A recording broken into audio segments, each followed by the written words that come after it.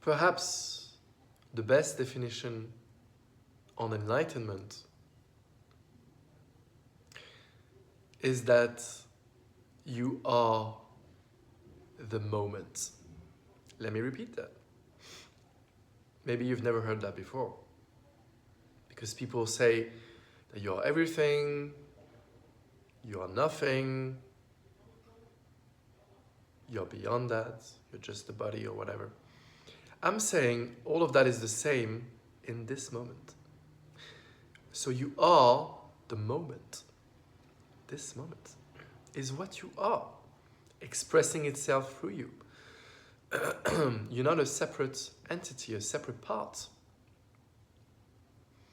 So in spirituality, we tend to think of two ways to enlightenment. You have the positive way of inclusion. For example, Hinduism is just one example of that. And you tend to include everything. I am everything that I perceived, I am consciousness, I am being, I am no being, I am awareness. All of that is included.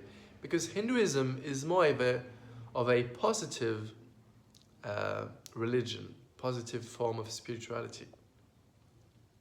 And you need to know, is your mind positive or is your mind negative? Because if your mind is positive, for instance, don't try to renounce the world. Don't try to meditate for 10 hours a day. It's against your nature. Maybe you're a very active person. You've been described as, outgoing, and you love talking to people. You won't be happy with the negative path described by Buddha, for example. So what is the negative path? Well, the negative path is the opposite, neti. I am not the soul, I am not consciousness, I am not awareness, I am not everything that I perceive, I'm just the body, basically. It's more of a logical approach, just like a knife would cut everything. I am not this, I am not this, I am not this. It's the nature of the intellect to cut things through. And it's the nature of the heart, let's say, to include.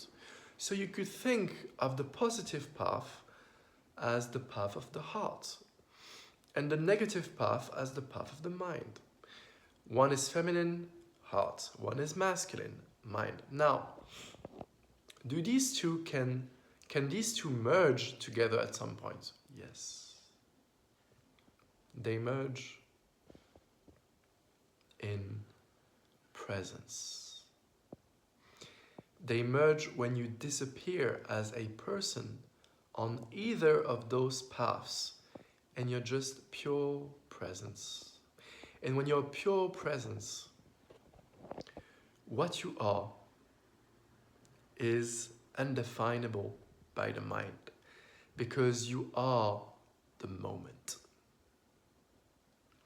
You are this very moment. This moment, just right here, is what you are. How amazing. And the negative, the mind, and the positive, the heart, come into one as this moment and as this presence. So as a person, you won't be able to see this. You won't be able to understand the contradictions that I'm talking about, because I'm saying you're not consciousness, you're not awareness, you're not being, you're not no being, and yet you're also consciousness, you're also awareness, you're also being, you're also no being. How can these contradictions, seeming contradictions, ever come into one? They come into one when you are just a presence. When you disappear as a person and you're just a pure presence, then what you are is the moment.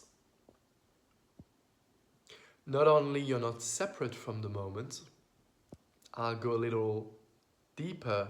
I'll say you are the moment. The moment is what you are. So you're not nothing. You're not everything. You're not just a human body. You are the moment. The moment is you, perceiving itself through the human. Just play with this a little. When you're at work, engaged in your activities or in meditation, in silence, try to see, how is this moment expressing itself? How does the moment wants to express itself, not so much you?